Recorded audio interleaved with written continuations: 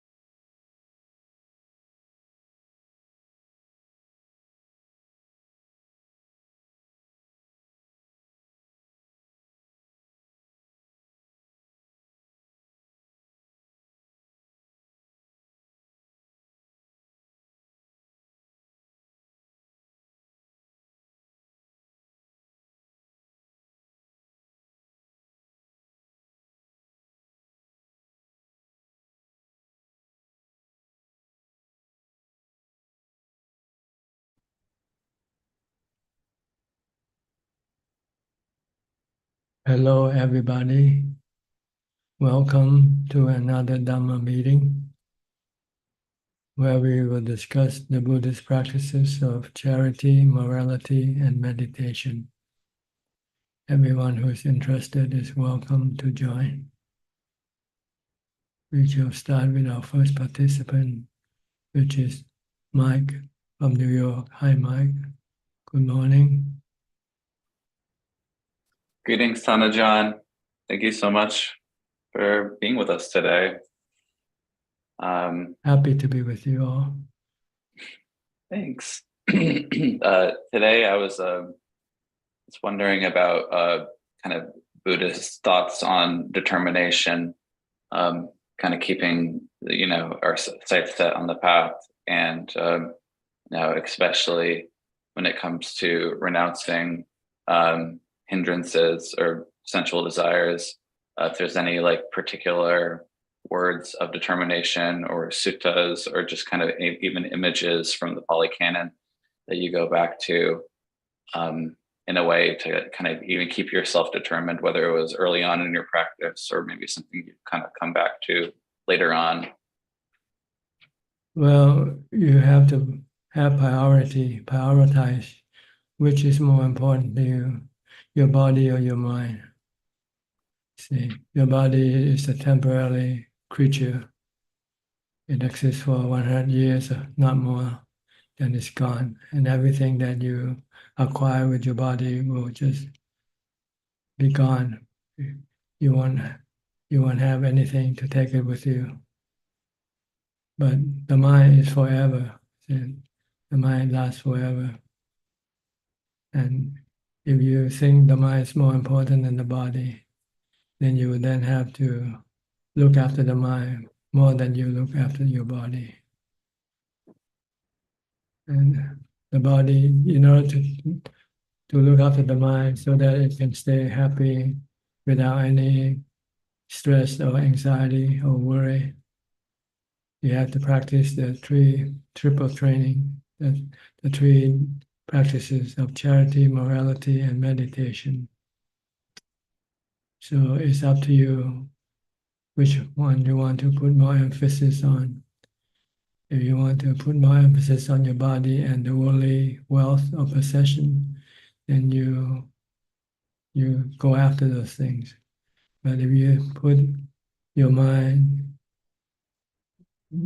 above your body, then you will then have to put more emphasis on the practice of charity, morality, and meditation. So it's just a matter of switching your priority. For most people, for all of us, when we are born, we only know ourselves as a body. So we put all our effort on the body and everything that we can acquire with the body. But after we study Buddhism, learning that besides our body, there's also our mind, which is the one that uses the body. Due to the mind ignorant, not knowing that the mind itself is more important than the body. So we due to our delusion or ignorant, we put all our effort in looking after our body and the possession that we can acquire with our body. But we know that it's only a temporary thing. You can be millionaire until you die, but that's it. Once you die, you no longer take any wealth, any money with you. Maybe because your delusion think that once the body dies, then your life ceases to exist. But that's not the case. The case is only half of us that die, which is the body. The other half, which is the mind, doesn't die with the body. And it goes on. And how it goes on depends on how you look after your mind. It can go on happy or it can go on sad and miserable if you don't look after your mind. If you don't practice charity, morality, and meditation, then your mind will go in a bad way. And it will keep on continuing on with the cycle of rebirth, birth, aging, sickness, and death. But if you follow the Buddha's path, his teaching will lead you to the cessation of rebirth, the cycle of rebirth, and finding or meeting Nibana, the supreme happiness that the mind can possess and keep forever. So this is what you have to study and learn about who you really are. Is it the body or is it the mind? Which is more important? Maybe this is something you cannot yet prove for yourself because the mind is very elusive, very hard to see. But you have to take the Buddha's teaching by faith, on faith, and then follow his teaching, and then things will become more clearer to you as you practice. So that's all I can say. So the way to make you stick to put more emphasis on Buddhist on practice for your mind, then you have to stay close to the Buddha, Dhamma, and Sangha, because you will hear about these things. Hearing about the mind, hearing about Nibbana, hearing about the complete cessation of suffering, of rebirth. So you need to maybe study more, come to our meeting every week, and listening to about how to look after our mind, how to stop the mind from going on and on in the cycle of rebirth. Then it's up to you how much effort you want to put in for the mind. But you have to decide which is more important. Then you would then have to provide the time for the thing that you think is important to you.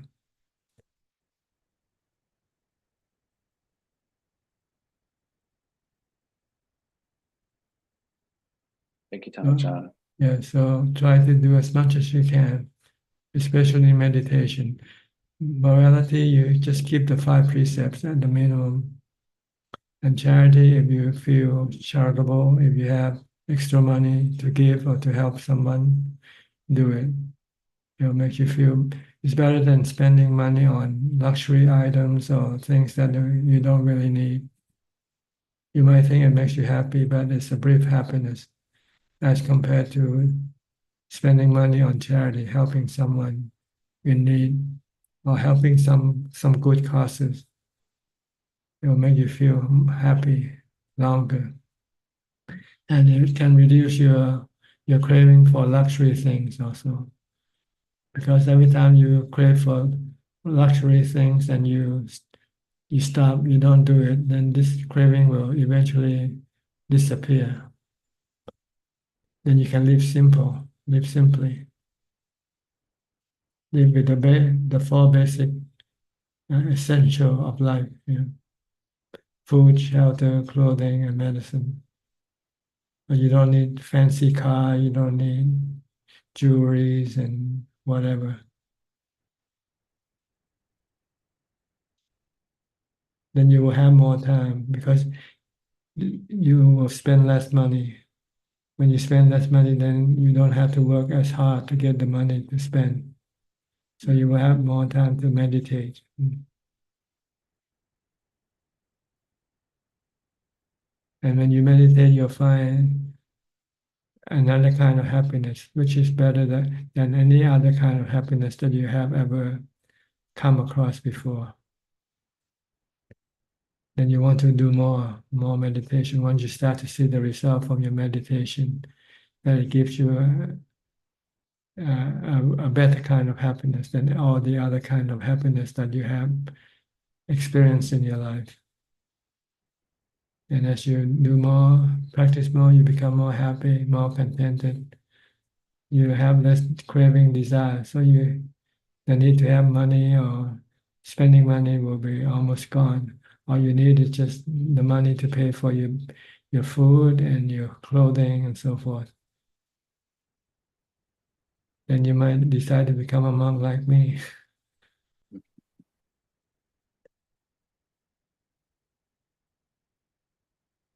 I started like you. I went to college. I was expecting to graduate and make money and have a happy life.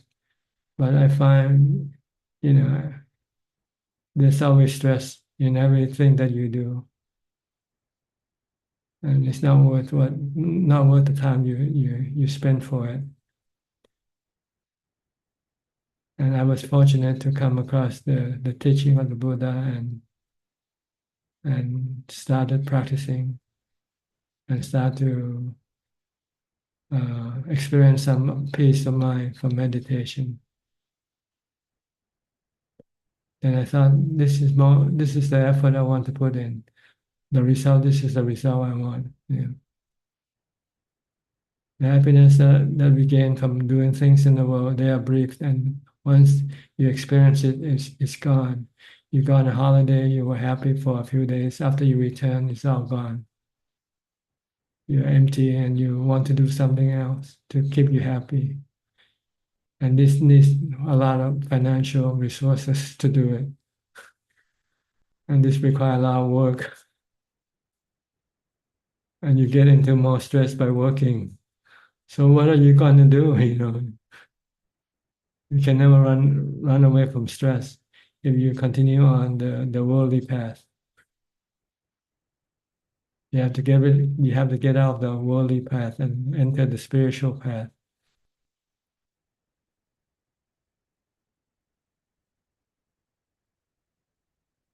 All right. Anything else? No, that was really good. Thank you so much, John. Okay, you're welcome. Next step, you're also in early for today. And you unmute your microphone. Okay. Trying to do it at the same time. How are you doing? It's so good to see you. Yeah, okay. Can I ask how Jordan's doing?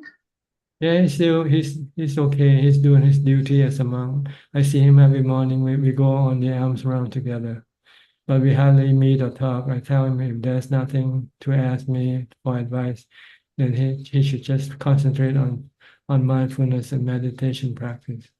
And that's going well for him. Yeah, he seems to be doing okay. Makes me really happy to see. Okay, thank you. Okay. Um, I'm doing good.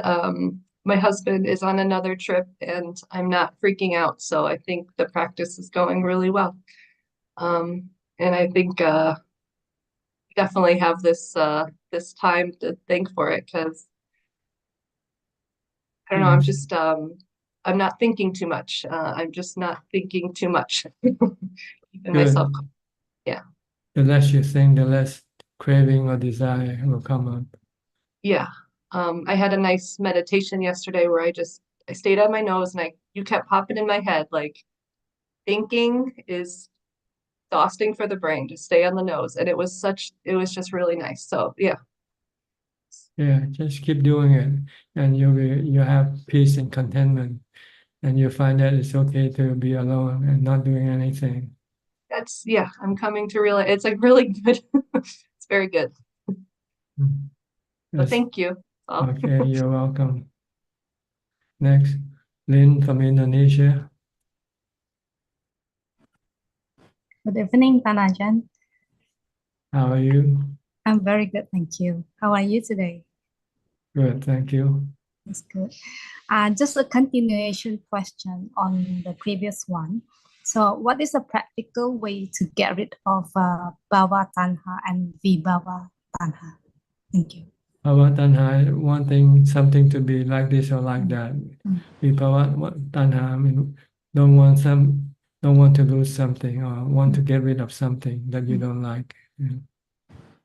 So you have to accept the fact that life is things around you, things that we come across, constantly changing, impermanent, and they are not under your control.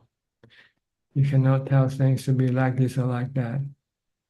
So you then can stop your craving for things to be like this or like that, or people to be like this or like that.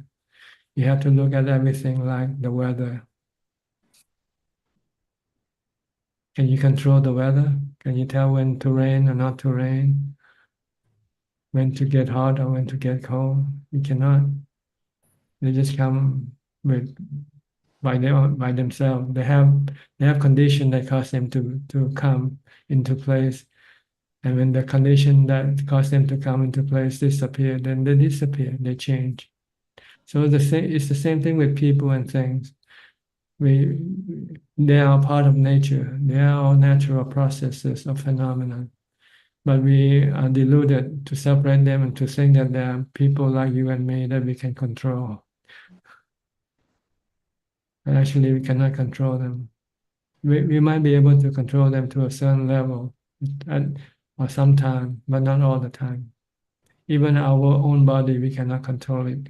Can you stop the body from getting sick when it wants to get sick? Okay.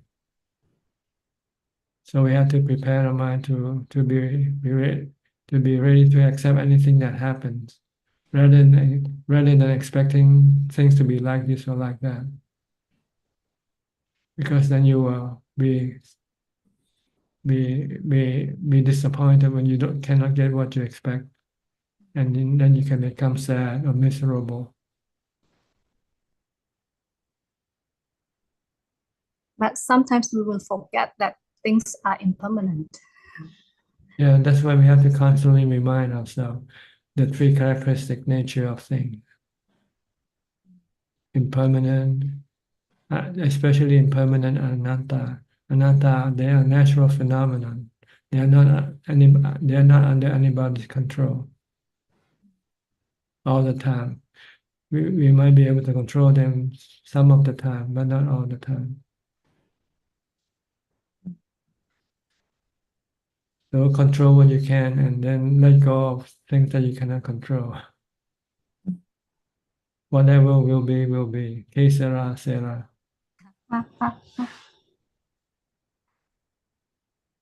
Right? And that's a philosophy song. Que sera, sera. Whatever will be, will be. I learned it when I was young, when I listened to it. Yeah, that's right. You don't know what's going to happen the next moment. Anything can happen. Just be ready to accept them when they come up, good or bad. The worst is that you're gonna lose your body, which is you're gonna lose it one day anyway. It's just a matter of when we're gonna lose our body. But the body is not us. This is one thing we can remind ourselves.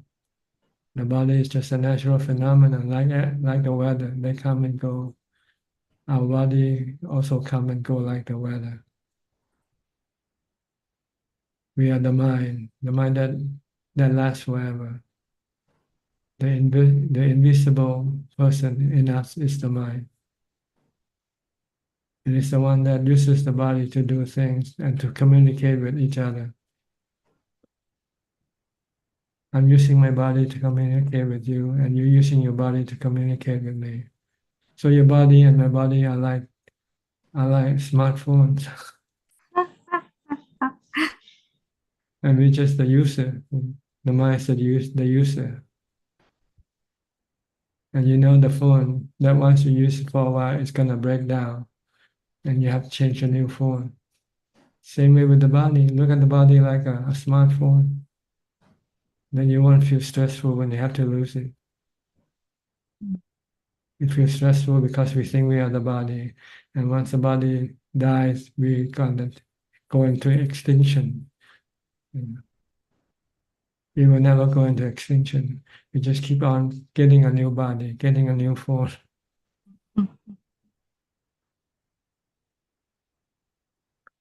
But getting new phone also can be a problem because you have to look after it, and it can get old, get sick, and die, causing you a lot of misery. So it's best not to use the phone at all. Don't communicate with anybody, then you don't need to have the phone.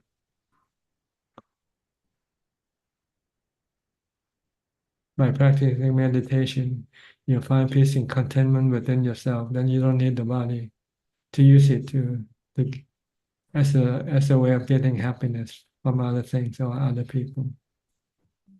You can be happy within yourself, within your own mind. Then you won't need a body. So then when you lose this body, then you won't go look after a new body anymore.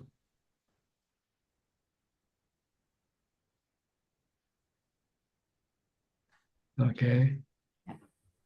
So you need to practice a lot of mindfulness and meditation with the support of the precepts, the practice of morality, especially the 8 precepts if you want to meditate. You want to give up your sensual pleasures, cravings for sensual pleasures, so that you will have more time for meditation and have pleasure from your meditation practice instead. I actually have been on 8 precepts for a while, so it helps my meditation practice. Definitely. Yeah. Because if you just skip the 5 precepts, then you can still watch TV, go to a movie, go to a party or whatever. But once you take the 8 precepts, you're totally shut out from the social world, the sensual pleasure world. So that's why Then the only thing you can do is just to meditate and to be happy and to get happiness from meditation. Because I meditate, spend more time on meditation, so I can see that I have the desire to be as in, like, to want the meditation practice to be good or to be in a certain with my expectation. Like I want it to be good all the time. So that's why I asked Ajahn, what is the practical way to get rid of this kind of desire? Well, some expectation are good to have. Like you want to get good result from your meditation. There's nothing wrong with that. But just don't be attached to it, that's all. Because you cannot say, okay, I want good practice from good result from meditation, then you will get it. You might get it, you might not get it. It depends on how you meditate. But you can expect, you can hope, but don't be attached to it, because you might not get it. It depends on how good your mindfulness is. If your mindfulness is good, you will probably get good result from your meditation. So you have to be practical, pragmatic, rather than what you call, Idealistic or dreaming about things. You have to know the cause and effect. With this cause, you get this effect. So without this cause, you don't get this effect. So when meditation practice, you get good result with good mindfulness. Poor mindfulness give you poor result. So that's it. We all want to have Nibana, which is good aspiration. There's nothing wrong with that.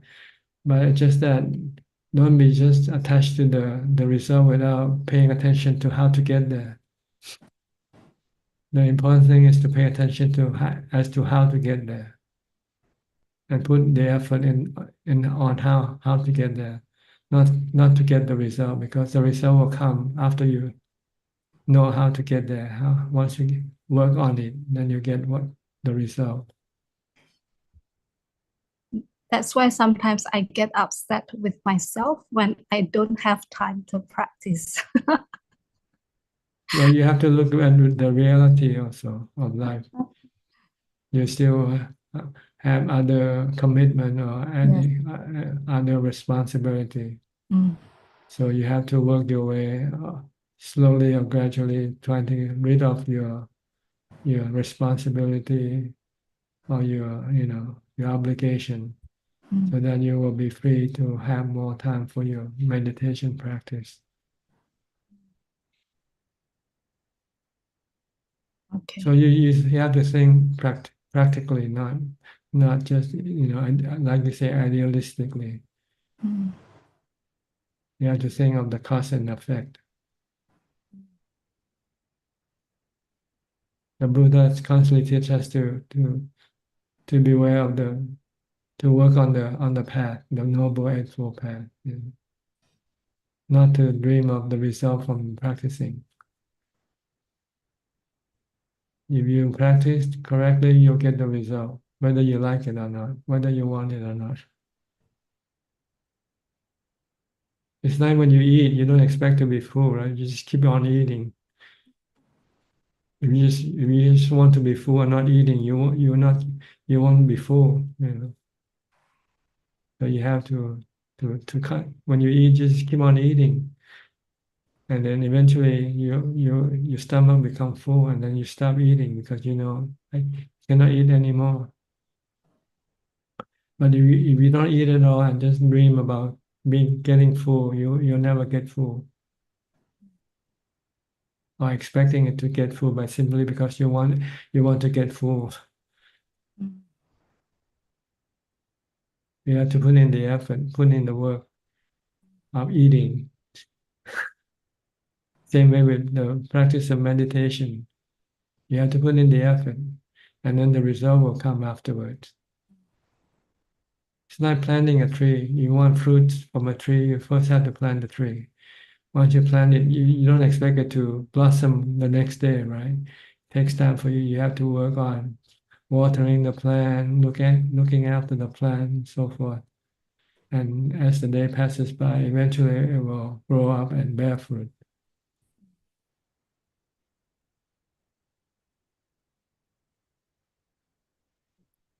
Okay. Thank you very much, Ajahn. Thank you. All right. You're welcome.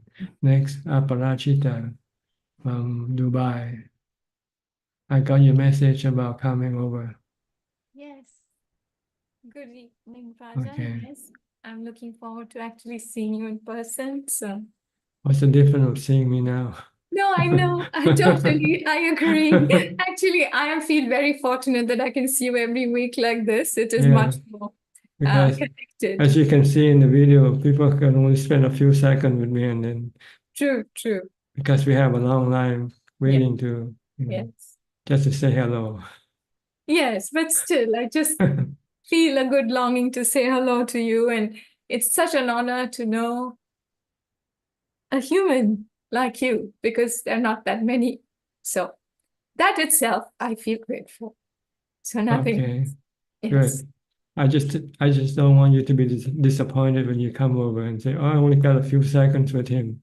No, even a few seconds is okay. Even if you don't speak to me, I'll just be happy to see you.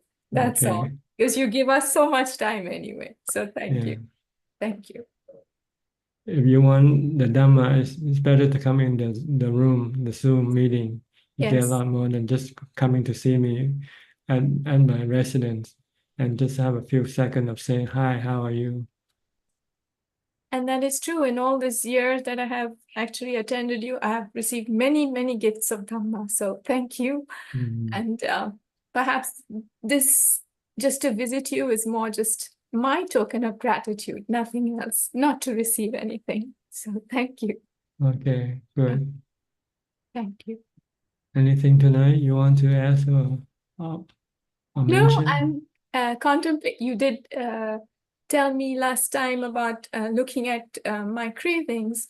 And so I've been just watching them and sitting with the question, like, whenever I suffer, I know there's behind it, there's some craving. So just investigating and occasionally succeeding in letting go and occasionally taking a very long time to let go. So Yeah, that's it. it depends on how strong your attachment to the things that you have to let go. Yes. The stronger, then the harder, the longer it takes. Yes, some are knotted and strong for sure, I realize. But I'm aware now. So I Yeah, will work on it. Yes. good. You know where the problem is now. It's in your craving. It is. It's everything is actually there. Yeah. Okay, good. Thank you. Yeah, you're Thank you. welcome. And I Next, look forward to seeing you. Yes. okay. Next, Alvin from Malaysia. Suchart and Ajaan, I'm just listening in. No question tonight. Thank you. Okay, Rohini from London or somewhere around there. Good evening, Ajaan. How are you? Good? Very well, thank you. Ajaan, you said when you were practicing as a layperson and you chanted Satipatthana Sutta to calm the mind. Yes. And did you chant kind of verbally? Mentally. And the Mentally. translated version, I recite the English version, not the Pali version. So you memorize it, memorize and then chant mentally. Yeah, mentally. When I meditate, when my mindfulness is not strong enough yet, I cannot focus on the breath for long. Yeah, So, that's the same problem I have. So I use the chanting or reciting of the sutta, keep my mind focused and more becoming more mindful that way. After finish chanting or reciting, I then can focus on the breath. Thank you. That's see, when I sit, I can sit. I want to sit a little bit more than an hour or something. Then, but my mind is not. Mind goes, they slip away very often. So I was thinking. Yes. That's what I just wanted to see how can I stop this, and I just want to sit and meditate a bit longer to calm the mind. You need to be more, you have to practice mindfulness all the time, not just while you're meditating. Yeah. Because eventually you'll find that the need to be mindful all the time is the prerequisite to a good meditation result. Thank you. So you want to be mindful from the time you get up to the time you go to sleep. Try to be mindful. Having something to keep the mind from thinking, running away from the present. Yeah. So I would, because for foundation of mindfulness is quite alone. So if I just memorize Kayanupassana, and yes, then you can do as much as you like. Okay, thank you.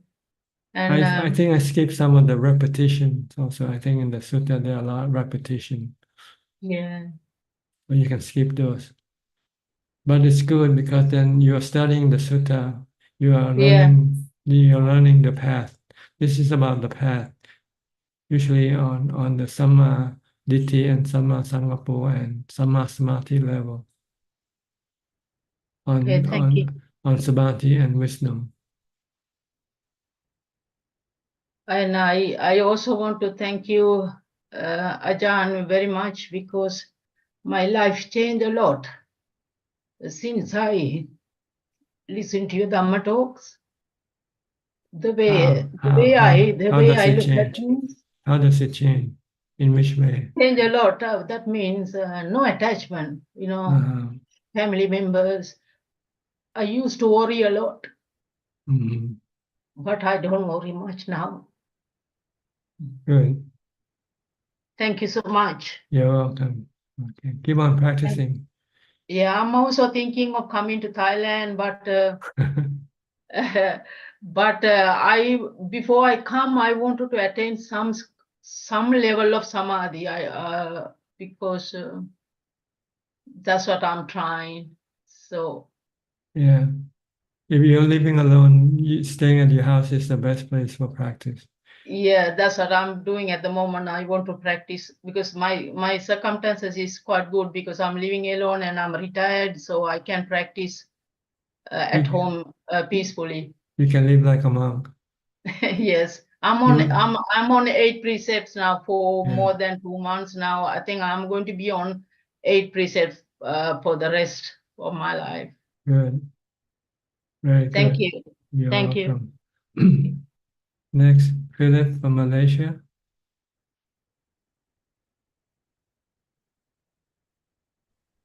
Good evening, Ajaan. I'm here to listen. I have no questions tonight.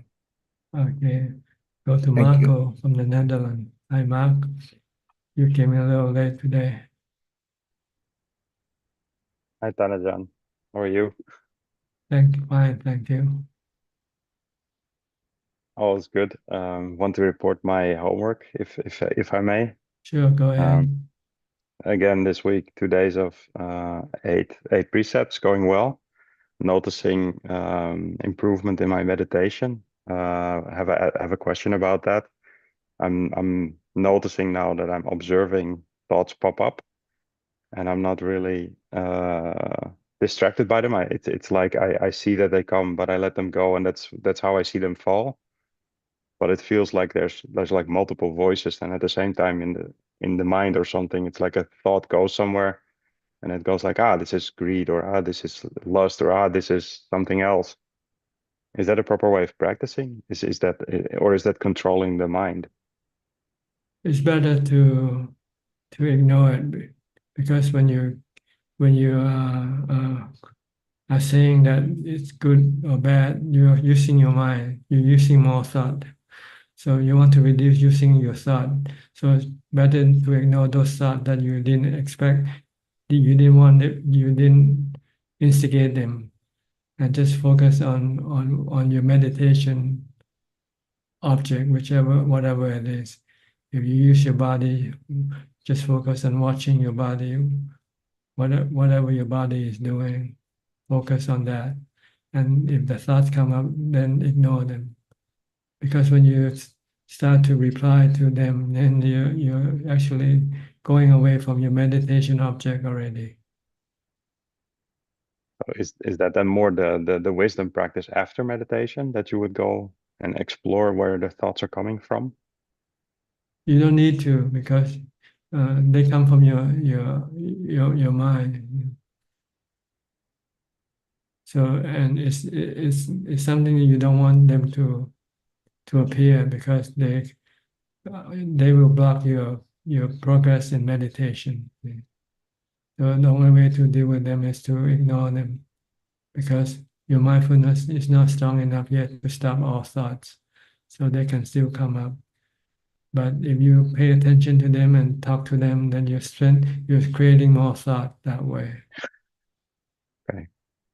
So you want to reduce the thought as much as possible and focus on something that you don't need to think, like your body, just watching what your body is doing, for instance. Okay. So is it possible, maybe because I've been completely not watching any entertainment or anything, or TV, listening to music, that by not doing so, you get more mindfulness and focus, and that's why I'm now seeing those thoughts more? Is that also possible? Because I don't think that in the past, when I started doing the meditation, that I could actually, I mentioned there were thoughts, I was just getting drowsy and just nodding off, really. I don't think not watching those things can make you become more mindful. I think mindful comes from your focus on something, like your breath or your mantra or your body. Okay. Then the more you are focused, then the more you'll become more aware of things inside your mind. So Okay. But this is not yet the time to pay attention to them. You want to clear your mind, empty your mind with everything by just simply fixing your mind on one object first. We want to get to samadhi first. We want to get to jhana first before we analyze things that comes up in the mind. This come up later on, but right now not the time to do it because it will block your progress to get to jhana. Okay. And when in the I guess I now know the answer already to this question as well. When I'm meditating and I'm sitting and I'm hearing sounds around me, I notice the sounds, but it's the same answer then. Keep focusing on the breath, right? Keep That's right. focusing on the Don't be body. distracted. Don't be Yeah. distracted. Everything that appears, consider them to be distraction that you should not pay attention to. Okay. So it's indeed a storm that I'm trying to You want to let focus down. the mind to one pointedness. We call one pointedness or singularity, merely Yeah. knowing.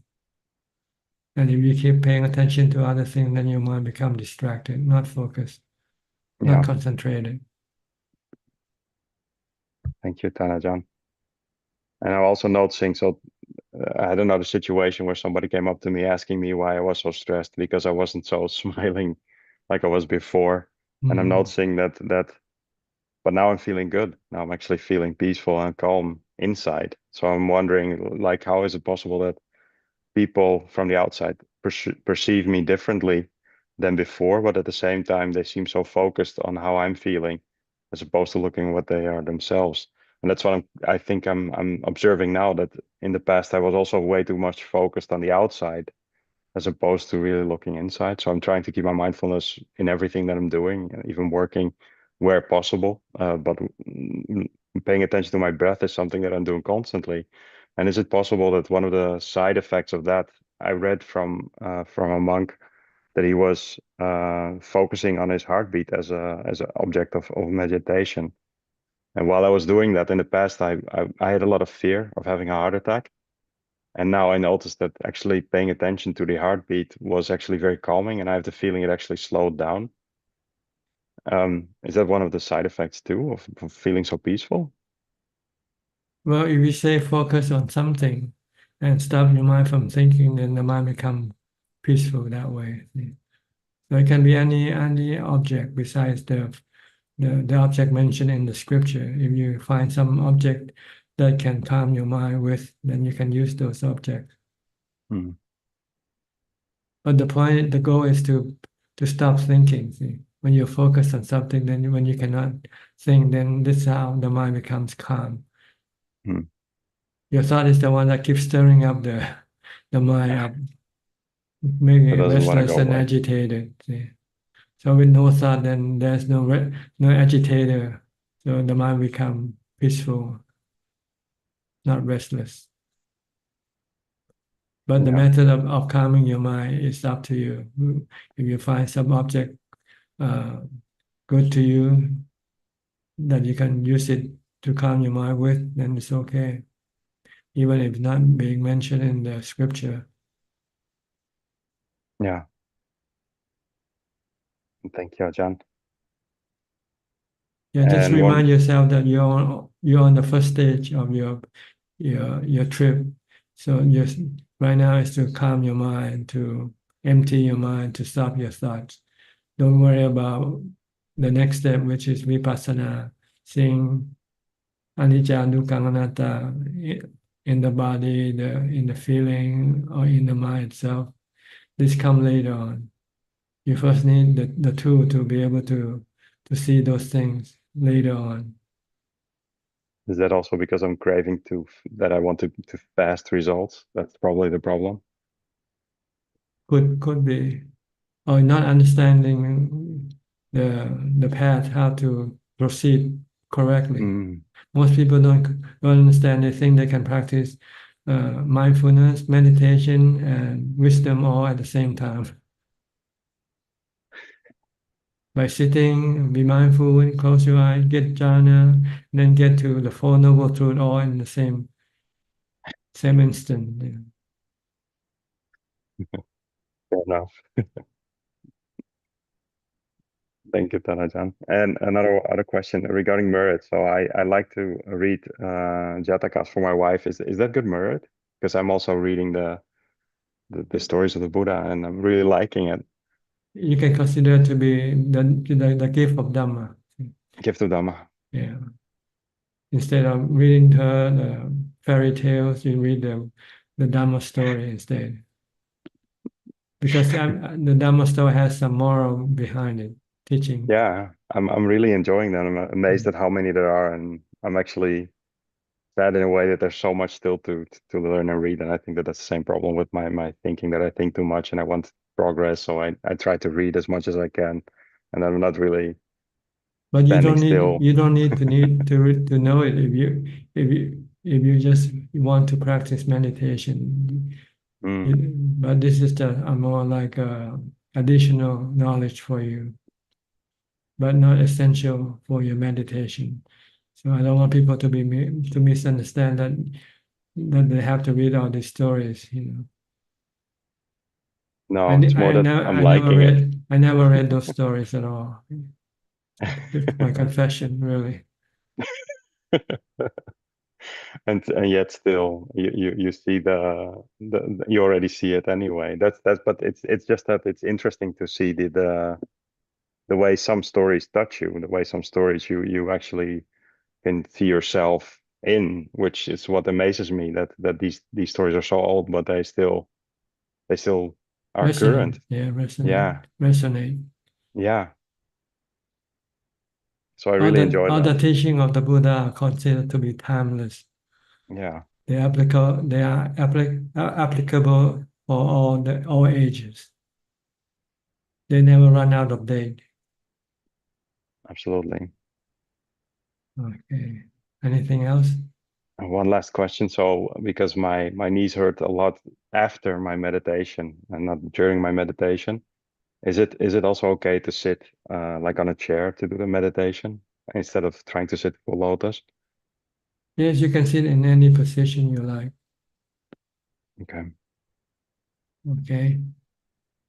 Thank you, Tanajan. Okay, you're welcome. Next, O Sosim from Malaysia.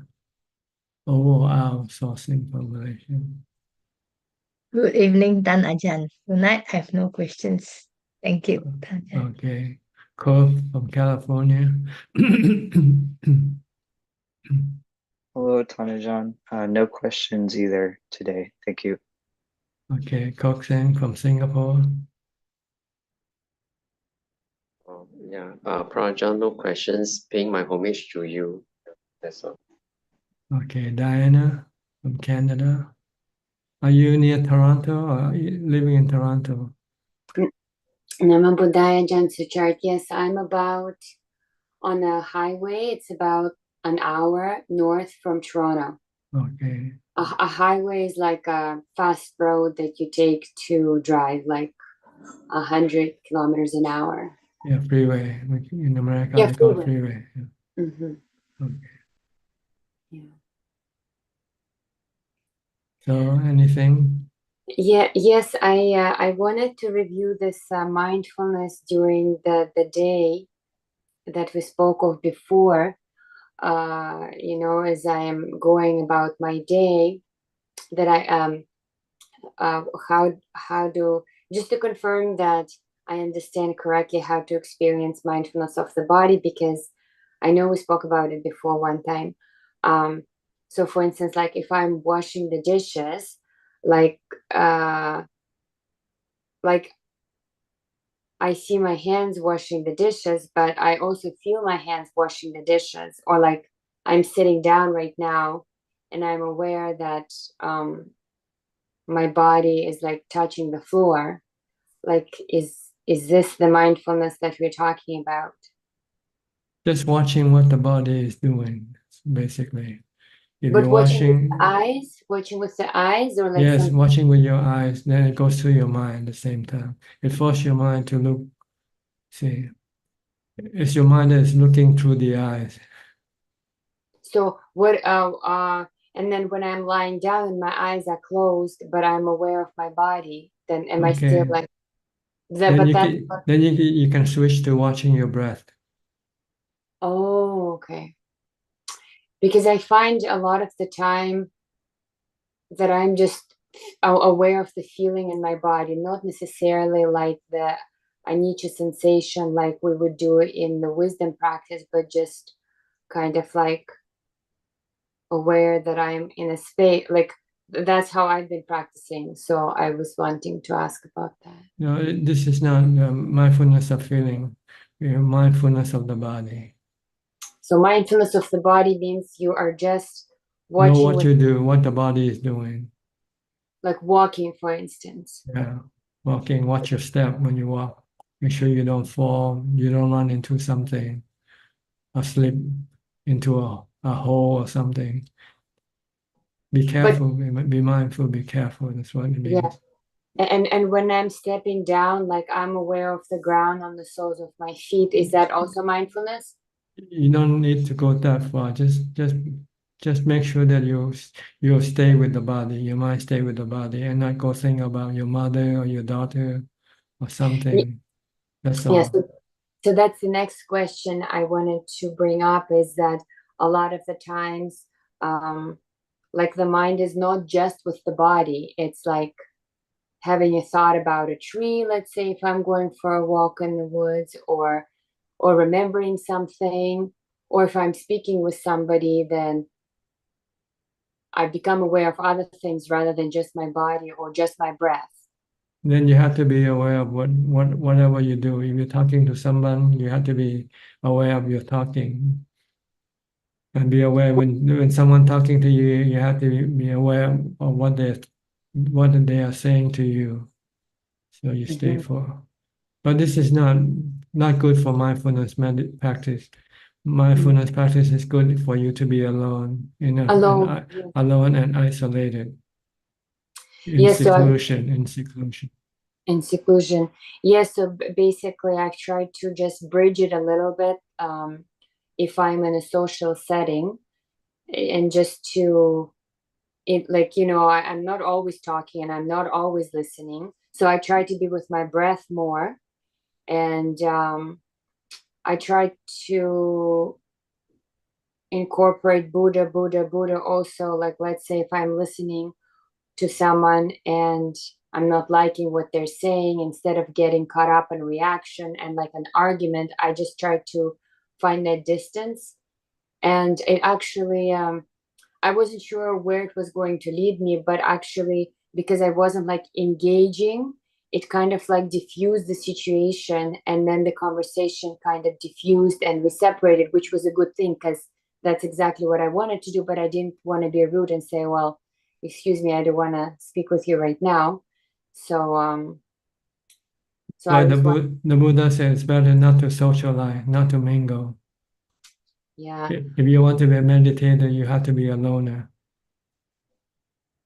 This is for the class that I've signed to my daughter and myself to go to have a social outdoor setting, and to demonstrate that she can, because she's still young, right?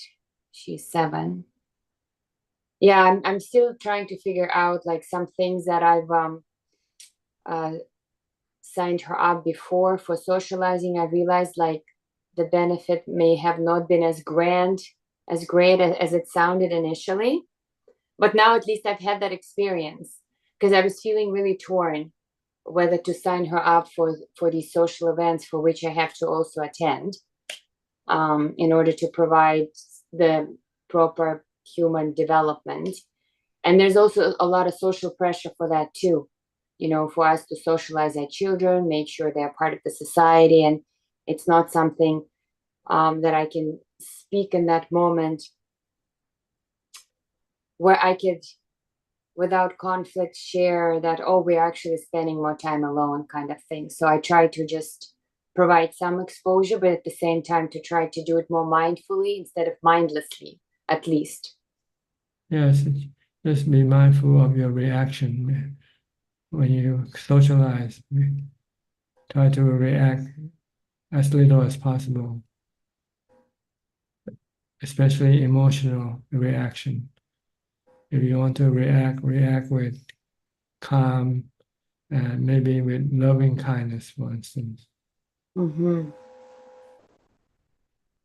Well, I guess this conversation right now brings me to my own personal fear that I may not socialize my daughter enough. Like, because I guess there's a fear there. Because if I'm always choosing like solitary activities like woodwalking and nature exploration, things like that. And maybe it's good for her. Why do you worry so much about socializing? Yeah. Socializing is really a problem nowadays. When people socialize, they tend to get into some kind of a problem. Yes. Mm-hmm. So only socialize when you really have to. If you don't need to, then just stay apart. Mm-hmm. So what about yeah.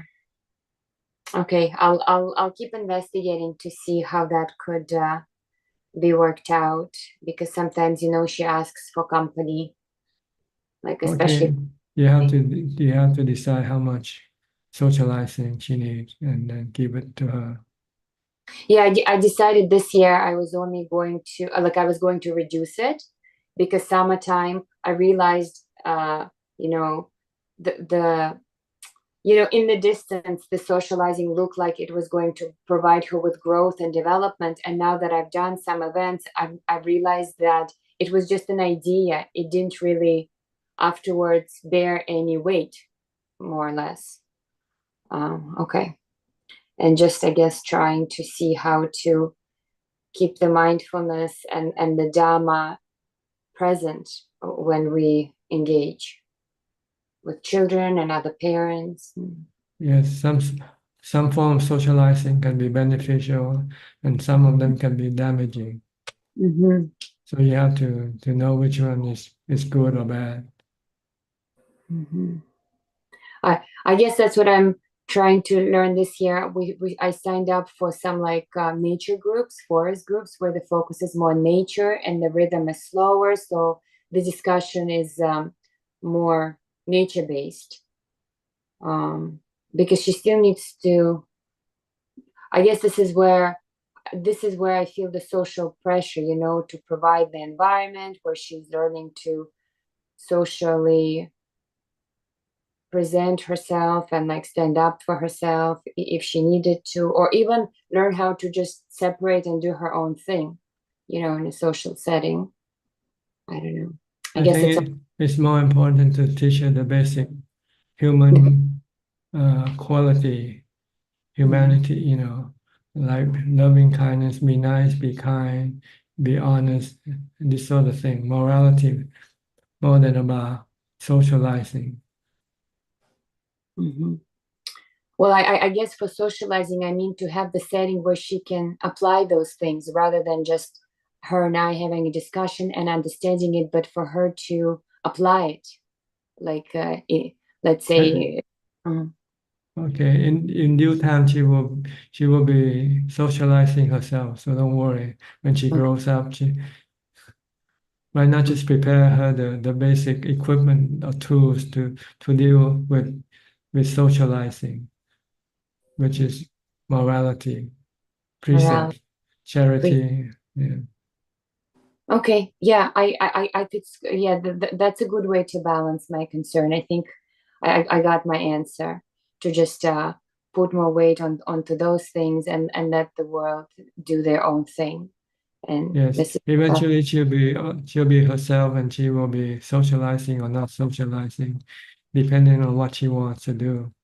But if you give her the proper tools to deal with things, then she can then live happily and successfully. Mm-hmm. Thank you. So teach her sila, precept, morality, teaching her the four Brahma Vihara. The four Brahma Vihara is metta, karuna, equanimity, Mudita, mudita. ubeka, which is equanimity. how it looks like for herself and to apply it to her family and others like that. Yes. Okay. Okay. All right. Anything else? Well, I often wonder, like, how come I find my meditation more conducive when I am walking in the woods as opposed to walking in the city. So, Because like, the surrounding is much more conducive, no distraction. When No you walk in the city, you have all sort of distraction coming in through your sensual awareness. The sight and sound of the city is more distracting than the sight and sound of the forest. That's why monks go live in the forest. They don't live in the city. Yes. Yeah, and sometimes I almost even wonder, like, if there's some, I don't know, some tree spirit or some land spirit that is there that makes it more conducive. No. It's just the type of sensual objects. In the city, they are created by the defilements here. Oh, The okay. building, the sound, and everything come from the defilement. They are based on the defilement. Why, when you're in the forest, it's nature, not defilement. Okay. And Okay. nature is neutral. See, why in the city is defilement, and then it's to get more defilement in your mind to come up. Yeah, I wondered about the thing because I wasn't sure, like, if it was just my own mind, but that makes a lot of sense. Yeah. Has Why? nothing to do with the spirit or anything like that. Just Yeah, some Jataka tale, when I watch with my daughter, it talks about the past life of the Buddha being a tree spirit and saying this and that, and just more magical sounding. okay. All right. Next, we'll go to California again, to Nita and Saket. I heard you also planning to come over. Yes, Ajaan. We are planning to come in December and we are excited to. Okay, looking forward. Likewise, Ajaan. We are very happy and excited to be meeting you even for a few seconds. Yeah. Anything today? Yes, Ajahn, I had a question. A couple of weeks ago, I had discussed with you how coming back to work after a long weekend is not a great experience. And you'd suggested that maybe we should consider retiring. And we have explored, or we are exploring that option.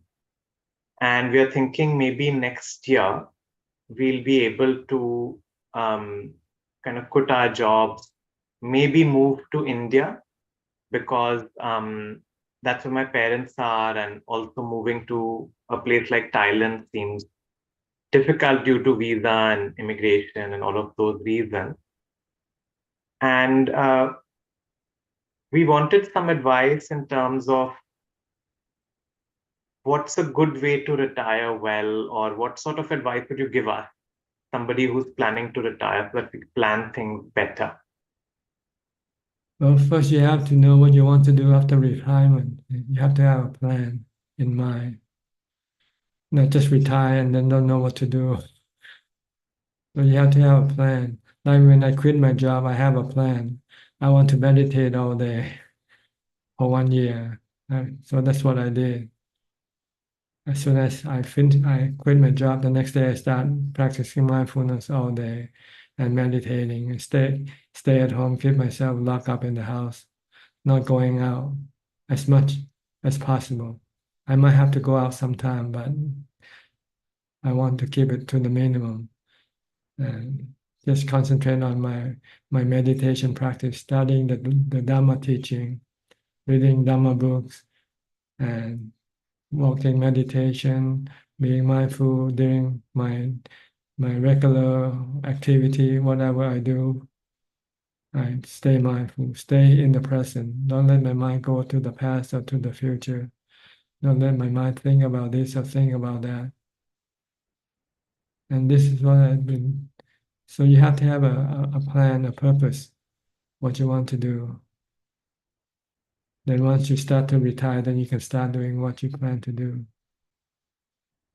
So how much time you want to put in for your practice? What level of practice you want to practice? You want to spend more time on charity work, dana, or you want to spend more time on meditation work? So you have to. These two works are contradicting. They are opposing. If you do charity work, it will be difficult for you to do meditation work. If you want to do meditation work, then you might have to give up your charity work, or do your charity work in an easier way, like not using up much of your time, like just sending the money to an organization or something whenever you feel like doing charity. Then you can have all your time for meditation practice. Thank you, Ajaan. And Ajaan, I was also curious, is the location important? Because we keep thinking whether this is a good city or that's the better city, and different parameters in different towns, or what should we consider for location? Well, if you're Buddhist, you want to hang around Buddhist people better, because you think in the same way, you do in the same thing. So no contradiction, no opposition. If you go live in a different community with different religion, then you might find it difficult. So the people you live with has to be like-minded, think like you, do like you. The Buddha said you have to choose people when you live. You have to choose the location, whether it's conducive for your meditation practice or not, whether it's noisy or whether it's crowded or whether it's more rural, more forestry. These are the things you want to consider. And the food that you eat, they can become a factor also. Are they good? The food that you eat, you have any problem with the food that you have to eat or not? And also the climate can also become a factor in your decision. What type of climate are you more accustomed to? Hot or cold or wet? But most importantly, is the people that you congregate with. Are they Dhamma wise or are they Dhamma foolish? The Buddha says, seek the Dhamma wise, not the foolish, for companion, for the best one are the Buddha, Dhamma, and Sangha. If you couldn't find anybody alive, just go to the Tripitaka for advice, for teaching.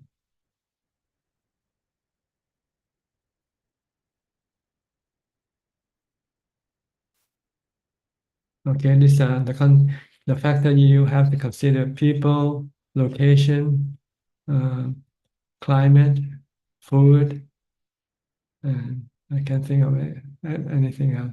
Four basically that can affect your practice. You mentioned that coming to Thailand is difficult. That's right, because you have to apply for visa, and there's a lot of problem with that. And staying in your home country when you have no problem with visa, and the language of people also can become difficult, because not everybody speaks English language in Thailand, and lots of people won't be able to communicate with you. So you might have to be forced to learn a new language.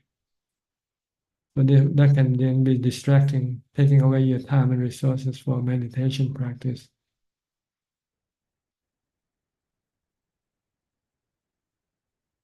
Okay. Yes, Ajaan. We were thinking that we will set our base in India and then whenever possible, we will come to Thailand based on our visa duration. We can stay in different monasteries Yes, and yes. provide our service. If you still need to visit different monastery, different teacher, then you can come like on an occasional trip to energize your practice.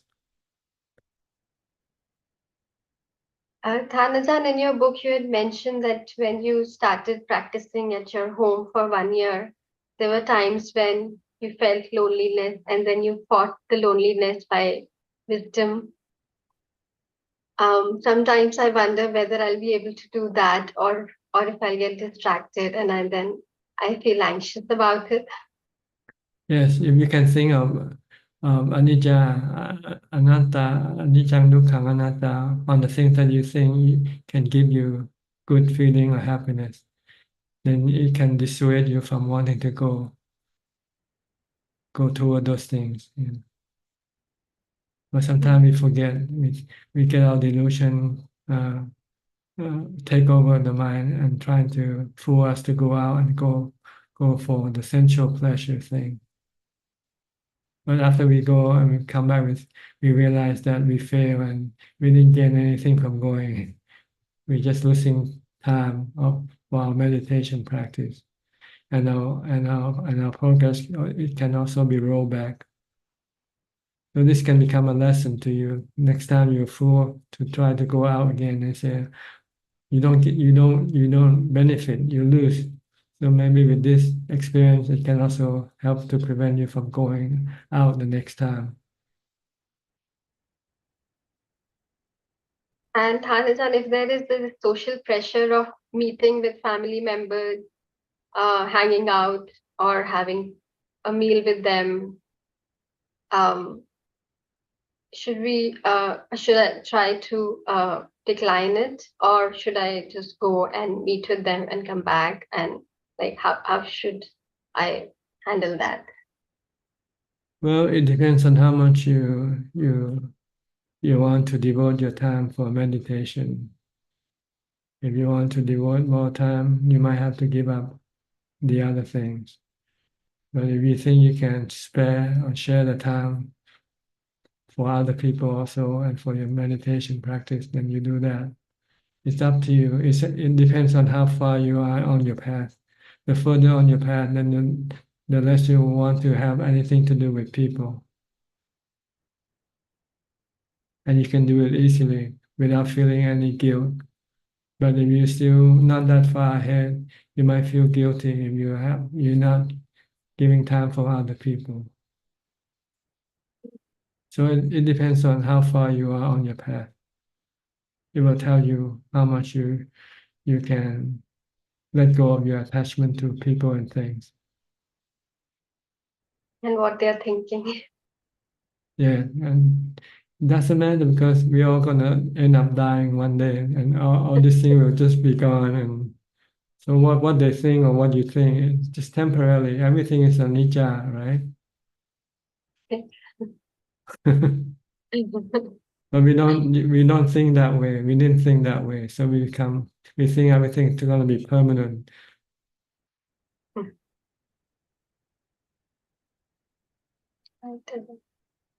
Okay. Thank you, Ajaan. You're welcome. Next, Professor Ken. Hi. You're not teaching today? Good afternoon, Ajaan. No teaching on a Tuesday, fortunately. Good. Anything? No questions today, Ajaan. Just listening. Thank you. Okay. Nining from Indonesia.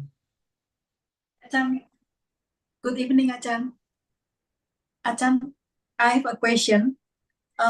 In loving kindness meditation, how to radiate? How to radiate metta to a person?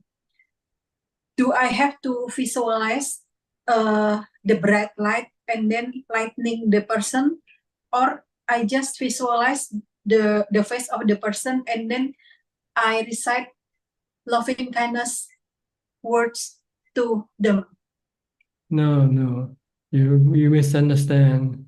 When Yeah. you're using mindfulness and meditation object, it's just another meditation object to calm your mind with. That's all. But when you want to radiate loving kindness, you have to be actually in person, meet that person first, and then you can show your loving kindness by saying hi to them or giving some candies or some gifts to show your loving kindness. Yeah, sometimes we are in the class of the meditation, and then Then you don't do any loving kindness. Everybody, this meditation is different from the practice of loving kindness. It's two different things. You got them misunderstood. You can use loving kindness as meditation object. But when you want to radiate or give kindness to people, you have to actually see them first. Or sending something if you don't see them.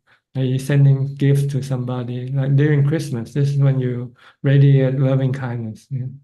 oh, so if I reset, may I be may I be free from physical and mental suffering, and then my family be free of physical or mental suffering. Is it not correct?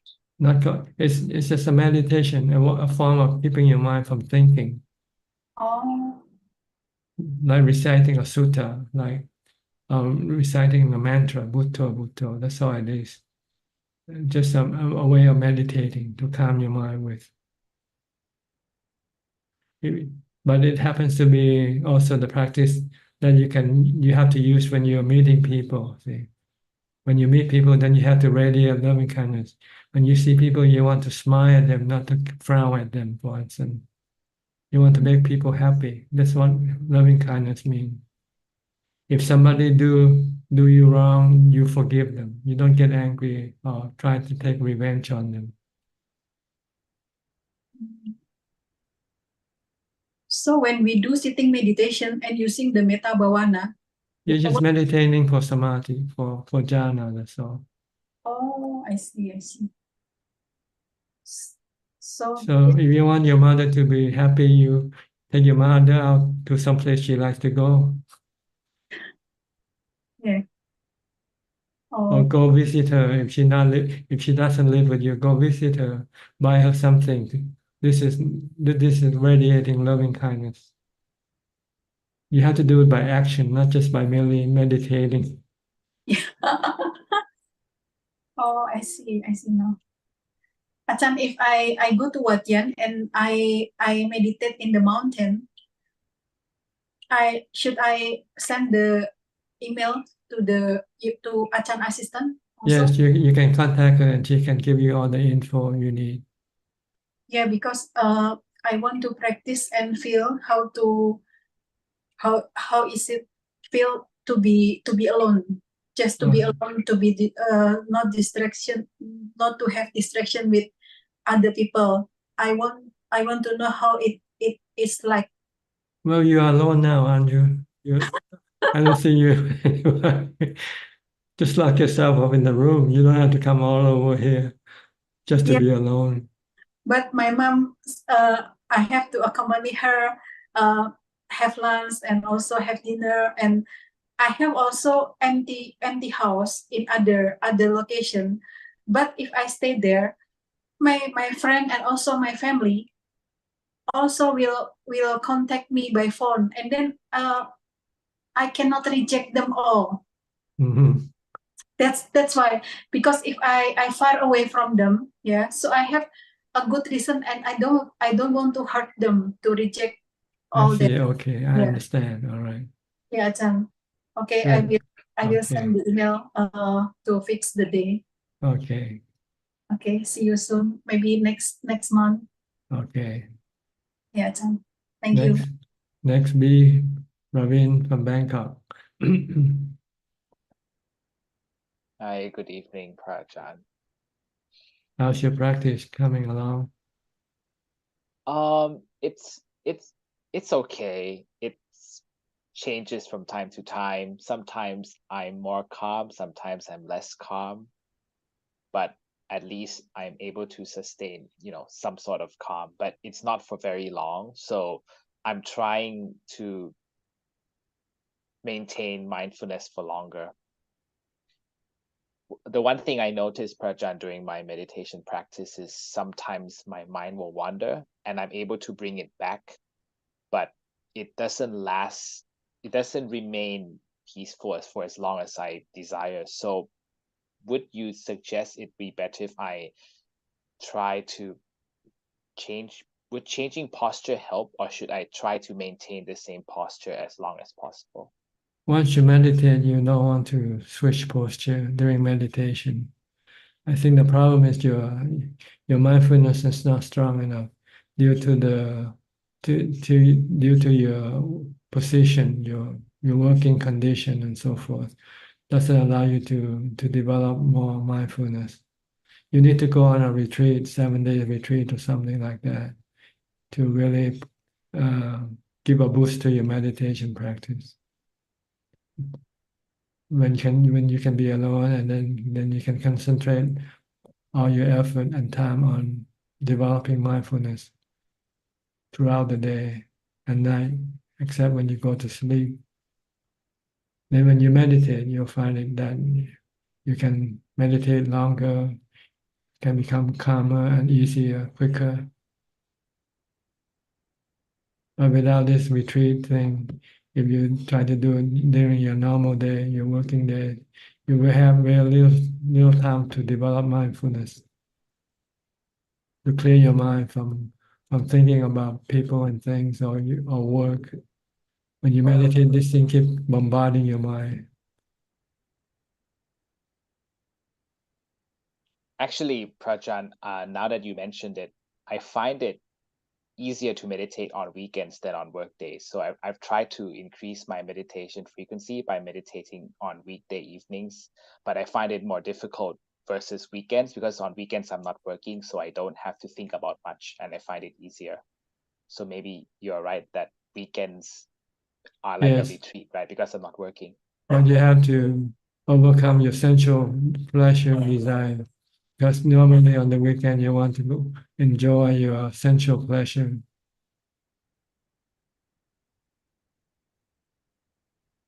So you have to set up a plan. Say maybe Saturday is a day for meditation and mindfulness practice, nothing else. And try to see if you can stick to that plan. You don't have a plan, then you'll never get it. You never do it. Because your defilement will keep pulling you away to go do something else. But if you have a plan and you stick to your plan, regardless of what happened, then you probably will be able to do it. Try Yes. it. Try it. Plan. Set Yes, out a plan plan and for effort. the Buddha said Buddhists should have 1 day off for practice. We call Uposatha day, one pra. That's the day when you stop working, stop going after sensual pleasures, keep the 8 precepts and meditate, practice mindfulness all day long. Observance day. Yeah, observance day. That's the day which can then do full-time practice. When we're not working and we don't have to think about work, you have to isolate yourself, go to a forest retreat somewhere, or unless you live alone and you don't have to be distracted by other people. You want to be segregated from the world, isolated. Yes, because the world is full of distractions. Mhm. And Because- I realized how easy it is to get distracted. Because the times you need to practice mindfulness, it's like the runway you need to run the plane before you can take off. See? The shorter the runway, then the harder for the plane to take off because it could not accumulate the speed it needs to fly. So the same way with meditation, you need a long runway for mindfulness.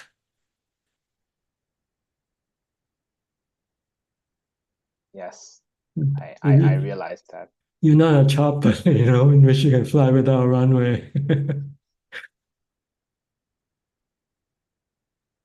I think choppers are probably noble disciples. They can become calm whenever they want. Or maybe in your past life you already had jhana before. So when you meditate this life, you can just sit down anytime, anywhere, and enter into jhana right away. Like the Buddha, when he was a young man, when he was a boy, I think one day he was left alone sitting under the tree, and all the servants around him just went and do some other thing. He was left completely alone. So when he was alone, his mind suddenly just fell into the jhana without him even expecting it or desiring it, desiring for it. It just go in there because the condition were right for jhana to happen. That's how strong his mindfulness was. So this way, you don't need you don't need a runway. You don't need to practice mindfulness all day long. For some people, they are like that. They have practiced this before in the past lives, and this thing carry on with them to the next life. Yes, I realize that, and I think I'm lucky enough to say that at least most of the time that I meditate, I'm able to achieve some sort of calm, even though it's not full jhana. I still believe it's better than nothing at all, because at least after I come out of meditation, I think my mindfulness is clearer than before I meditate. But I know it's only the starting point. I know that a lot more needs to be done. So Yes, you need more to do. That's all. You have to get to the one point at this point in which the mind just completely alone, just merely knowing, with all the thoughts and emotion disappear. then maintain Okay. it for as long as possible. Yeah. Then you might change your lifestyle. You probably want to have more time for your meditation and less time for socializing or sensual pleasures. Yes, and then the 8 precepts, right? If possible, try to take them at least when Yes, on when observance possible. days, you have to keep the 8 precepts. You have to stop going after sensual pleasures. Yes, Prajan, I will try to see what I can do to adapt my lifestyle. Thank you. Okay. This is not a command, just a recommendation. So it's up to you. No, but it's a good one. I will try to see what I can do. Thank you. Okay, you're welcome. Next, Sarasi from Geneva, Switzerland. Hello, Ajaan. I hope you are doing fine. Good, Good thank evening. you. I didn't see your sister in here yet. Maybe she come in later. Maybe she's maybe busy today sometimes. No problem. What can I do for you tonight? Yes, Ajaan. When we say that everything is of the nature to arise, is of the nature to cease, and everything arises with a cause according to Paticca Samuppada.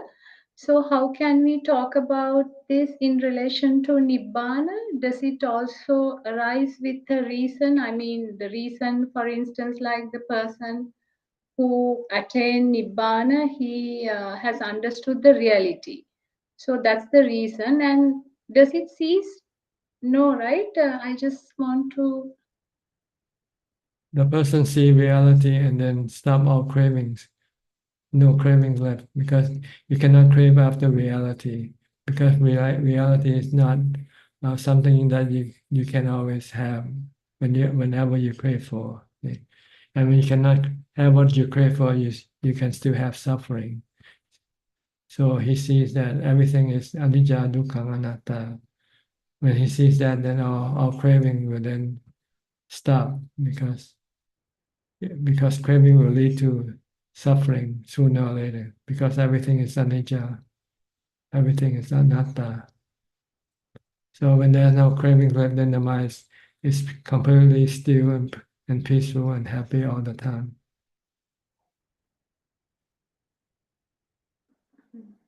So Nibbana arises, but it does not cease, no? Nibana is your mind that changed from restless, agitated, craving into a mind that's peaceful and contented. That's all, having no cravings left. Like someone who overcome his addiction to things, to drugs, to coffee, to anything. When you can overcome this craving for things, then your mind then will not be bombarded by sense of restlessness or agitation from the cravings that you have. Mhm. So it's just the same mind that you have right now that will become Nibbana. Right now it's not Nibbana, it's samsara. It goes after the sensual pleasure. So it will keep reborn in the sensual realms of existence. Mhm. Okay. So you have to practice meditation. First you need to get to jhana, because with jhana then you have the mind will be strong to be able to resist your cravings when you investigate and find that the cause of your dukkha, your suffering is come from your own cravings. If you have jhana, you have upekkha, you will have the strength to resist your craving when they come up. And when you resist all cravings, then eventually all craving will disappear. They won't come up again. And when there are no craving left in your mind, then that's Nibbana. The During mind meditation, that yeah. doesn't go take up birth anymore. Mhm. Can we say, Ajahn, during meditation, when I just observe my thoughts, I sometimes feel that even my mind is not under my control. Some of the thoughts which come up, they are like, I feel like I don't have, they seem like they don't have any ownership to me, like they are very abruptly coming. Does it like, can we say even the mind is not mine or something like that to that effect? When you meditate, you can control your mind temporarily, but not permanently. You can stop it temporarily with mindfulness. But you cannot remain in jhana all the time. Eventually, the strength of your mindfulness become weakened, and then the mind will then start to work again, to think and create cravings again. It's only when you use wisdom that you can get rid of the cravings, but you cannot get rid of the activities of the mind. But you can guide the mind to function or to think in a beneficial way, not in a harmful way. Instead of letting it think in the way of the defilement, it will lead the mind go think without defilement, with loving kindness, with the Brahma Vihara, with loving kindness, with compassion, with sympathetic joy, and with equanimity.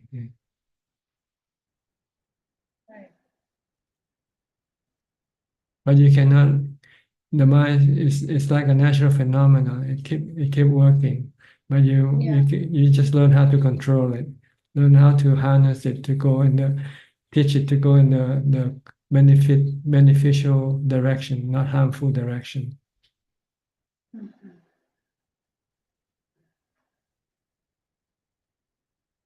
Like the mind of Buddha after he became enlightened, he still think, he still feel, but he can control this. He can direct his thought and feeling in the beneficial way, not in the harmful way.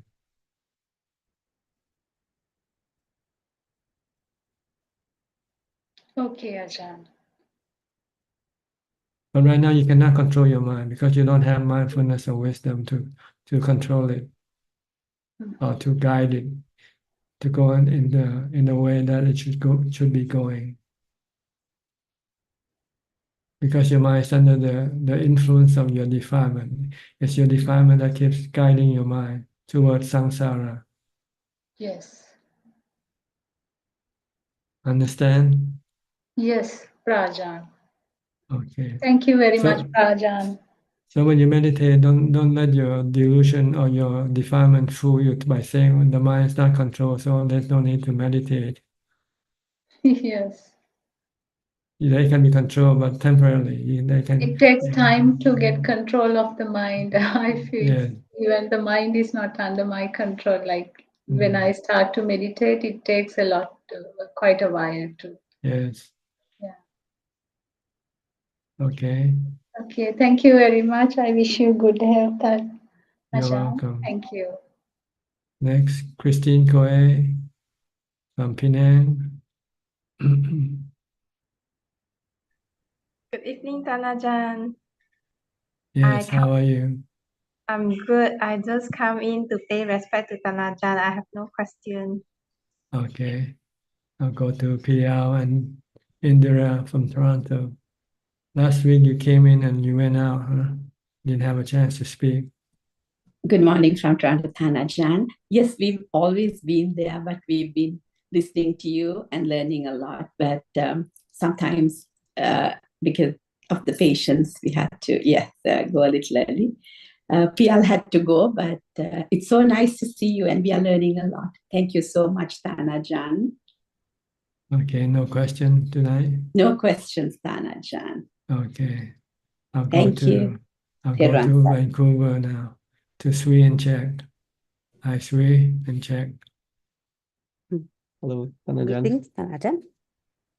Good evening, Tanajan. Yes. Tanajan, thank you for kind of reminding me, like, sometimes like minimizing like social interactions.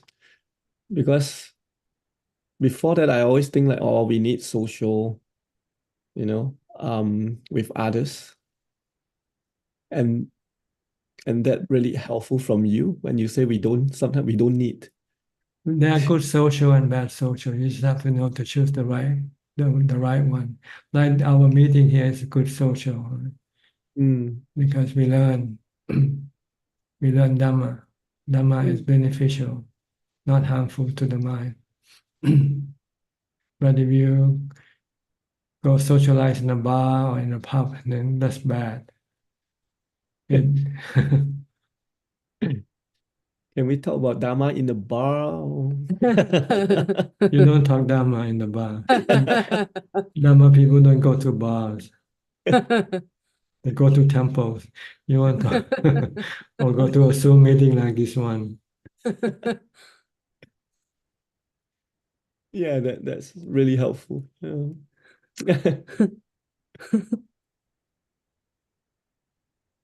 Because normally like socials like leads to a lot of problem. What I mean is like it's not Dharma social interactions. But It's mostly more about greed, hate, and delusion. People talking about making more money, making more status and so forth. And they don't talk about giving, charity, giving about morality. They don't talk about meditation.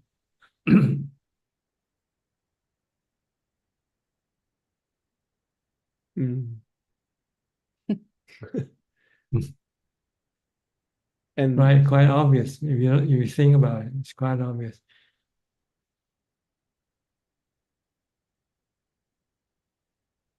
People who go to bar don't come to our Zoom meeting, definitely. Or do you go both places? I was thinking going to the bar and talk Dharma to those people. Yeah. So it's all about we want to keep our mind always talk about Dharma or yeah. Yes, Dhamma is good for the mind. It develops the mind to a higher level. To be a more to a happier level, higher level.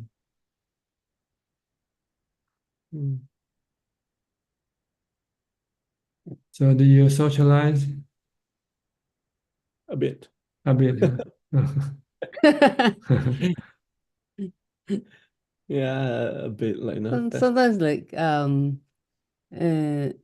I think I'm a good listener. But when I go like let's say we go swimming, we go for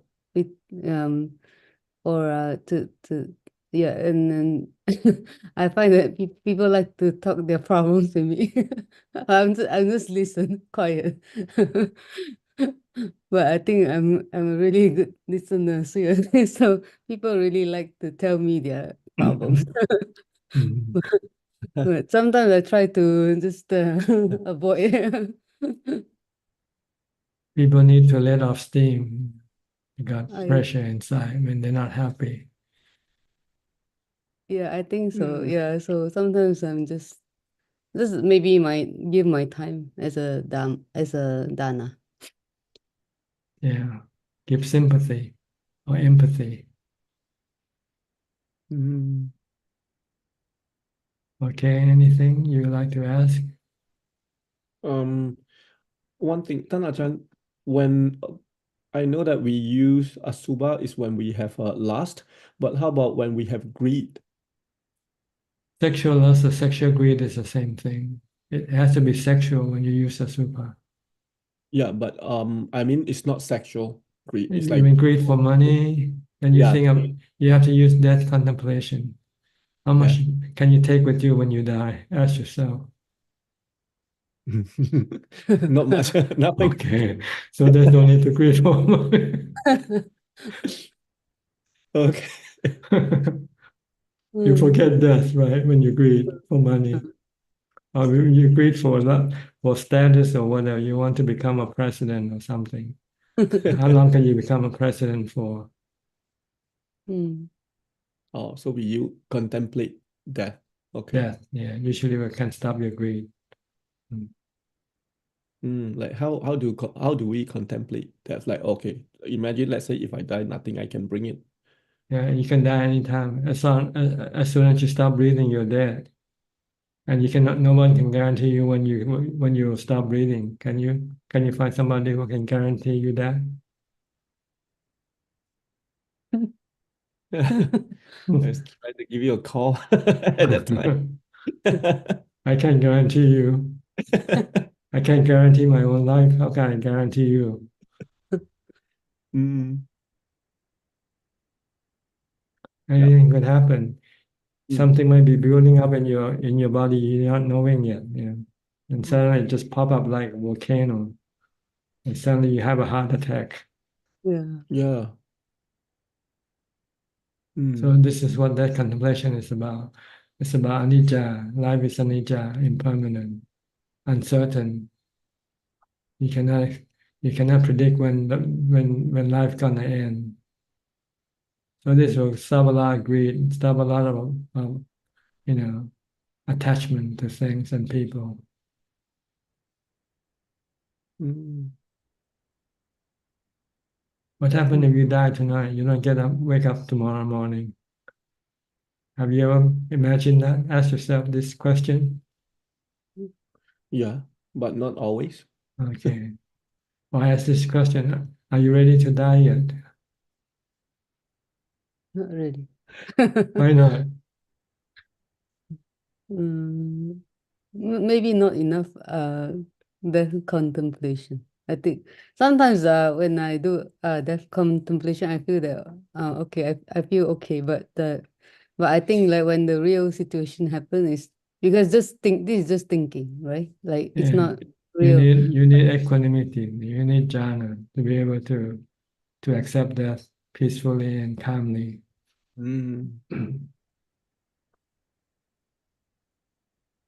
Right now, your craving is blocking your equanimity. It's your craving. I want to live longer. I want to live forever. Yeah. I don't want to die now. Oh. Oh. The craving is blocking the equanimity. Oh. Yeah, that's why you meditate to stop your craving. When you stop your craving, then your equanimity will come up. When you come out of meditation, your craving come up again, so your equanimity can be blocked.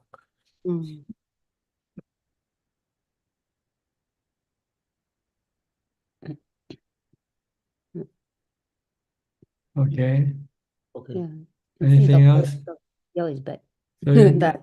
so now you can become less greedy, right? Or you still continue to be greedy. Sorry, Ajahn? I mean, from now on, you can be less greedy now, right? Or you can will you continue on to be greedy as before? I think less greedy since we met you. I feel, like yeah, I think less greedy. I think since I hear your Dharma. Yes, but with that contemplation, this should reduce more greed, right? Yeah, I think so. I think yeah, it's very effective. Yeah, Mm. it's very effective. And now let me think it over, because I remember when I was by my mom's death bed. At that time, I remember I told myself, "Oh yeah,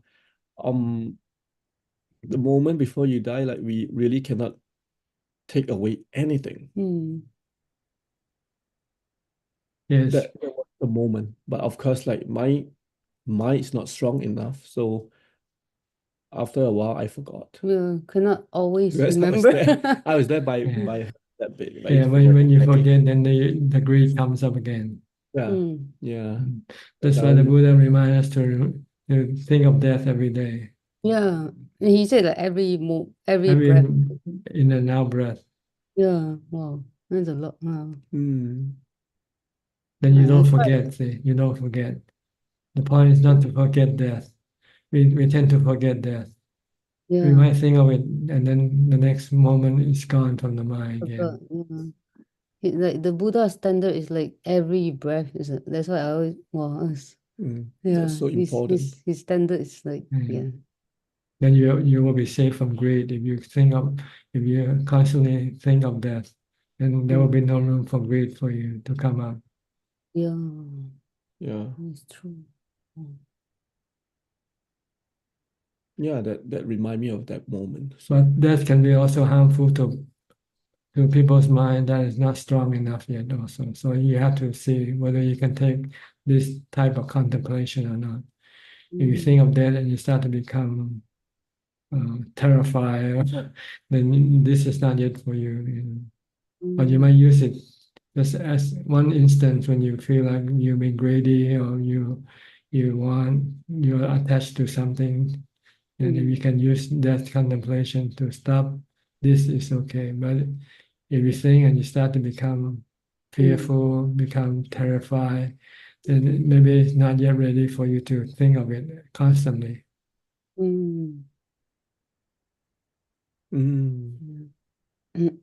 Sometimes, I think during the Buddha's time, I think some monks, when they contemplate on death, they thought, what's the point of living anyway? You're gonna die.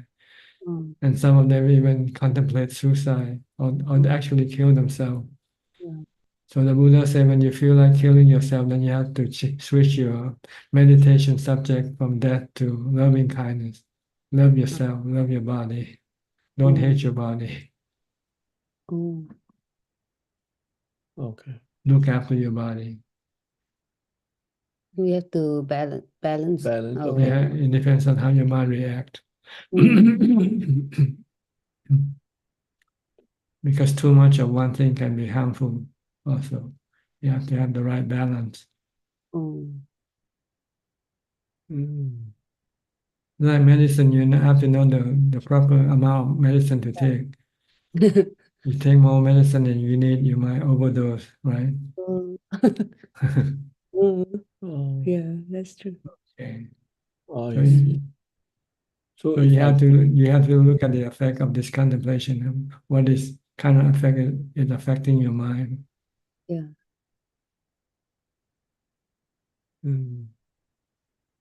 Okay. Yeah. Thank you, Tanja. Yeah, thank you, Ajahn. Next, we'll go to Gyagyen So from Penang. Tan Ajahn, good evening. Listening Tan Ajahn, no question, yeah. Okay. How about Gary, also from Singapore? Good evening, Tan Ajahn. No question, just listening in. Okay, Belinda, also from Singapore. Good evening, Tan Ajahn. Can you hear me? Yes. Oh. Go ahead, say. I I just yeah your discussion, your teaching to check and see of the kind of medicine that we should take every time when our mind changes. Yes, because Sometimes your mind keep changing from one end to the next also. So you have to use the right medicine to bring it back into in the middle.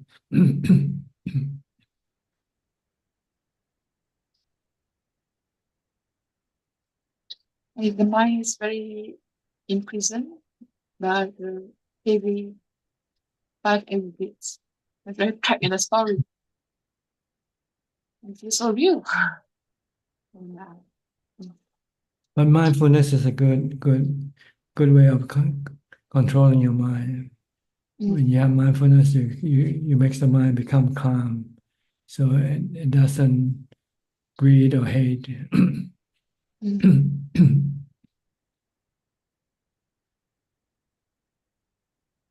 about Vibhava Tanha, something very Same thing. Vibhava tanha is hate.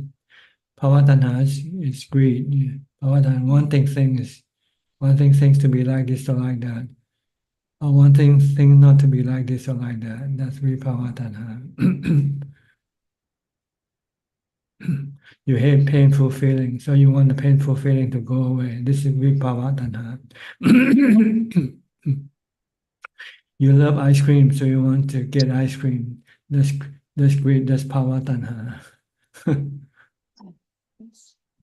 I often find that when it is in Vibhava Tanha, it's just a flip of a coin. I'll just go to Bhava Tanha.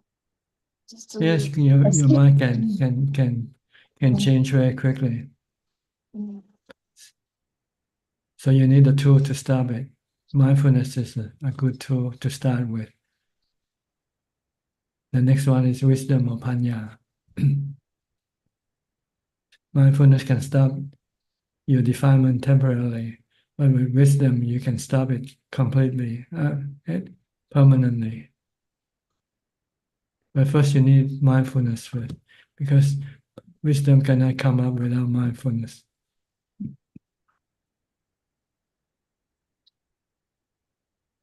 Okay. So when the mind isn't strong enough, and you just have to be patient, hunting.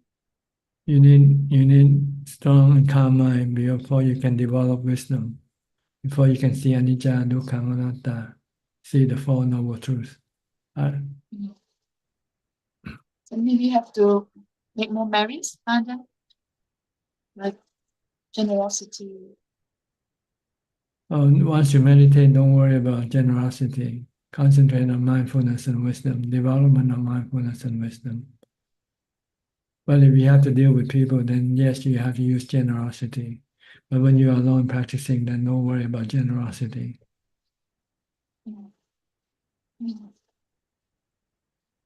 Yeah, when I'm alone, I see the habit of the mind. Like I find there's this habit that I have impulse to help people. Then it's like a reaction to help. So it's some kind of impulse, like and I need to use rationalization to stop myself from doing it. That's right. You just have to ask yourself, is it necessary to help people or not? This is something that I observed when I was at Ajaan, and I heard the monkeys were fighting outside my room. They were like, Wait for the right time to apply it. When you're alone, then this is the right time for you to leave your seclusion and go look for people to help. So but when you run into people who need help, then you can help them. But your main goal is to meditate, to stay in seclusion. Yes. So I was sitting on the chair and meditating, and I heard the fights, and I heard the screaming from the monkey, like really get bullied. So I had thoughts that I should just step outside to scare them away, but the number of monkeys are too.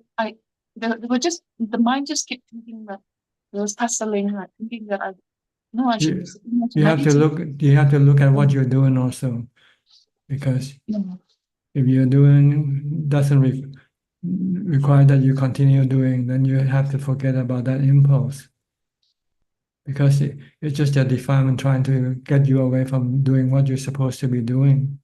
Yes, I noticed that, and then it takes rationalization. I talk to the mind to stop what I do. So, and when the fight stops, when I went outside, I saw the feces of the monkeys. I think the one that got attacked, and there were remnants of feces that left outside the room.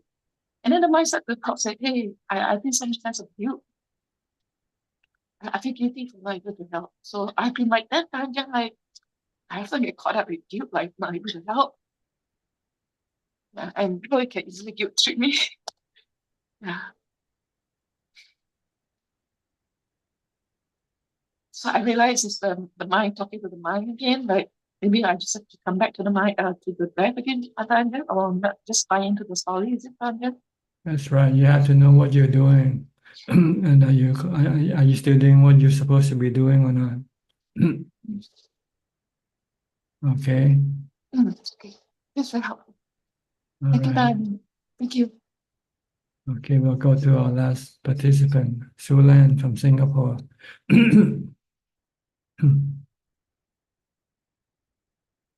Oh, hello, Ajahn. Nice to meet you. Yes, good to see you. Always the last to come in. Oh, you've been in here before, just didn't turn on your camera. Yeah, I joined around like 10:30 around there. Yeah. Then after that, I just turn on the camera. Yeah. Okay. Yeah. I want to ask Ajahn, like, how can we be more decisive? You have to have the tools to be able to do that. You have to know what is good and what is bad. See? If you don't know, then you can fluctuate, you vacillate, because you don't know whether it's good or bad. But you have to study what is good and what is bad for you. I see. So indecisiveness is not a matter of no lack of mindfulness, but is Lack of information. lack of information. Mm. Is it a lack of wisdom also? Well, wisdom is information. Oh, wisdom is information. Okay. Yeah. Then I think I spend a lot of time being indecisive. Like whether you should continue working or should you quit your work, for instance. Oh, yeah, something like this. But you know, right? You say continuing working is good for you, so you don't think about quitting.